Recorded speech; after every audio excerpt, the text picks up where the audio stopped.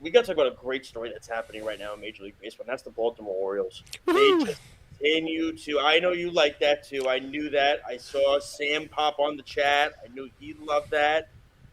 They've been so much fun to watch. They really have been. They're a young team. They got a great farm system coming up. Really are doing a great job developing guys. I know. Ellie Rushman. How do you say the name, Speedy? Rutschman. Rushman. Okay. Let's call him Adley. Yeah, there you go. One name guy. He's going to get going at some point. Just drafting Jackson Holliday, the son of Matt Holliday. How great of a future does this Baltimore Oriole team have with what's going on now? And what do they do at the deadline? Because you're hearing reports about Trey Mancini. And he's going to probably be gone as a free agent after this year.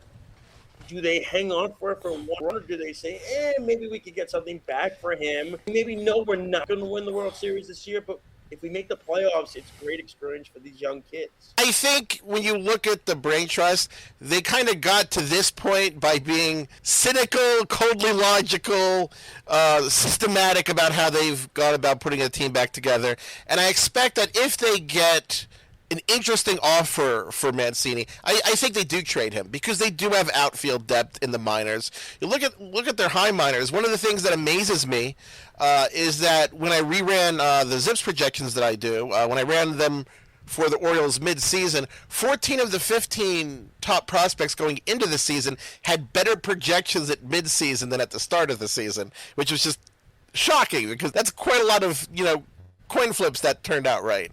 But you look at Gunnar Henderson, he's a top 5 prospect now. You look at Kyle Stowers, he had a huge season. They actually are getting to the point where they might not have room in the outfield soon. Yeah, they have the number 1 farm system in baseball right now. Yeah, it's a team that has a big future, and if they can move Mancini, I think they do. It just makes too much sense not to, and I think in the end, it would probably involve another player from the farm system getting called up to look at, and maybe it wouldn't be the worst thing in the world, because realistically, the Orioles are probably not going to make the playoffs. Mancini might have a better chance. Hold on. I know. But listen, I'm going to tell you, Cedric Mullins is one of my favorite players to watch in the game. I love watching that kid play, man. He is so much fun to watch. Love watching Cedric Mullins play. If he gets into the playoffs, watch out. I'm telling you. Serious. Now, the Orioles aren't really going to listen to any deals for, Mullins or anything. That's probably completely off the table. No. But Mancini, I think, is a possibility. I think the problem for getting into the playoffs is you look at their rotation and think, is this the rotation of a playoff team? I mean, Tyler Wells is kind of their second starter. And that does concern me. Their bullpen is one of the best in baseball. Yeah, if you can get to the bullpen, but you got to hold the lead to get to the bullpen. I'm from Baltimore, so I'm programmed to be optimistic. So I'm very happy about the team's future. But I think that there are scenarios where you trade Mancini. Sorry, I tried to make a bad pun. It didn't work. Say they only get offered some 27-year-old in A-ball or something. Then I think you kind of hold on to Mancini because you don't want to trade him for a lottery ticket. But if you could get someone who you look at and you see a real role in the future of the organization for that player, and then it's hard not to do that, I think, under those circumstances. So are there any trade deadline targets that maybe haven't been as highly touted, maybe under the radar, that you think could be guys that could be moved and make a big impact on teams? I think I don't know about an impact, but the Reds could, if they don't like the deal, hold on to Luis Castillo and maybe trade Tyler Mahle instead. He's also not vaccinated, and might be an issue for a team like in Toronto. But I think that there are teams that are in contention that could use someone who can eat some innings. You look at the Braves, and they are a team that needs someone, a 3 or 4 starter to just soak up some innings with Ian Anderson struggling. And you could be, if not Mahle, Jose Quintana. There are interesting players out there to go for. And we talked a little about Xander Bogaerts, but if we got to the point where the Red Sox were sure he's opting out, he all of a sudden becomes a huge player available in the next few days. And you haven't really seen a lot of people talk about that yet. I think that there's some lower key possibilities out there, but I don't know. I mean, who's going to really pay for Mike Minor? The Rockies, no. Yeah, maybe. Maybe. Dan, I got to ask you this because, I've been putting it off for a while. Because, there's another person that is usually on the show that likes to call me a homer, but he's not here. So, I've gotten did you see my fan base tonight, Speedy? Holy crap. Mm-hmm. Did you see this? Oh, my God. Yeah. It's like I show up once and the world gets set on fire with it. But let's get into the Mets. You've heard every name under the sun connected to them, from Ohtani to Soto to Mancini to Contreras to Robertson to Bell to Crone to my next door neighbor, possibly. I don't even know. They might be interested in him. First off, what do you think the Mets are going to do at this deadline? Because I really firmly believe they're going to make a lot of moves, because from what I've been reading, they're going to be the busiest team come Tuesday with the bullpen and their lineup. What moves and what players do you see the Mets realistically acquiring and getting? I would love to see them bring in Willson Contreras from the Cubs. As I've been joking, they need a catcher because of James McCann's injury, and they also need a catcher when James McCann is healthy. And Willson Contreras fits that bill. You won't have him in a game and beg for Jeff McNeil to pinch hit for him, and instead watch him flail away at the plate like a certain Tomas Nido, who we won't mention. But I think that he should be the number one target for the Mets.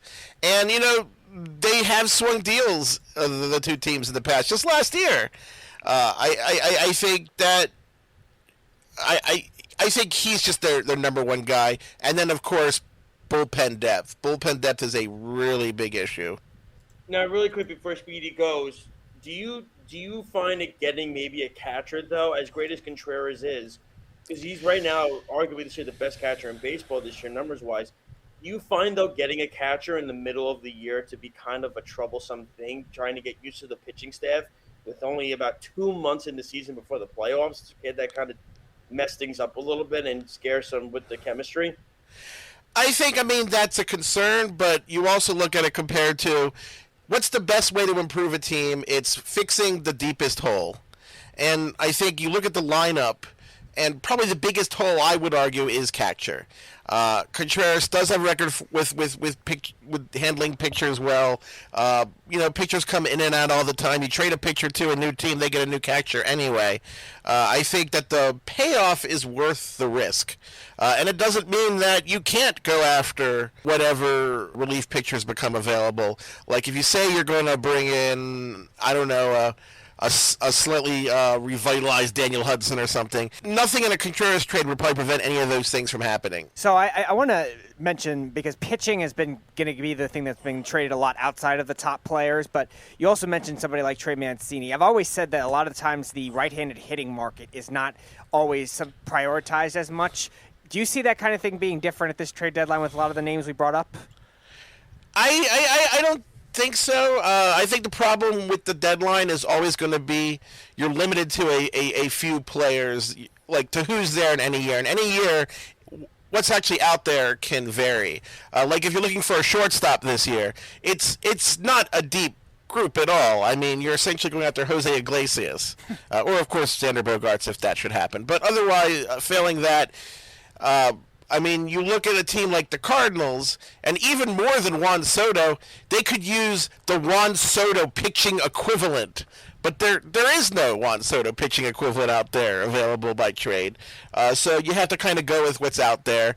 And I think there are some interesting bats this year. We haven't really talked about Josh Bell. So teams that need help there, I think the Padres are one of those teams. They really could use another bat on that side of the defensive spectrum, a corner outfielder, another first baseman to kind of spell Hosmer, another. They can use offense from wherever they can get it, which is why you've seen in recent hours that the Padres and Juan Soto have been linked larger, because he's exactly the kind of player they need. But if they don't get Soto, they still have that need. Just it won't be filled as well. I want to switch gears now, Dan, to the Hall of Fame. Now, Speedy tells me you're very big into the Hall of Fame, so I'm excited to talk about this because I have a lot of issues with how the Baseball Hall of Fame is done. To me, I think it's a bias popularity contest at times. When you look at guys like, I'll give you a prime example. Like Jeff Kent is one of the greatest second basemen of all time, and he's not in because he wasn't liked by the media. I mean, are we really not going to? I mean, forget the Pete Rose. That's a whole other conversation, Dan. Are we really not going to put a guy like Jeff Kent in because he wasn't liked by the media? The guy's one of the greatest at his position ever.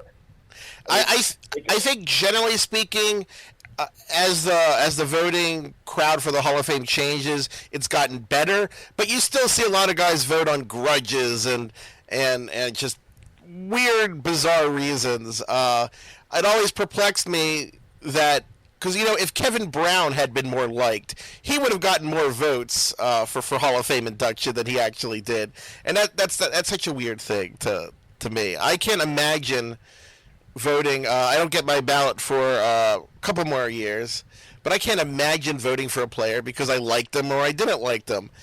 If Adrian Beltre hit me with his car, I'd still vote for him for the Hall of Fame. I mean, not the Drivers' Hall of Fame. I probably would be a little annoyed with him, but he's still a great baseball player. Why would I? That's stupid, because I think what it comes down to is writers, it's like a responsibility to give what is baseball's biggest honor, and it's a responsibility to award it as fairly as possible.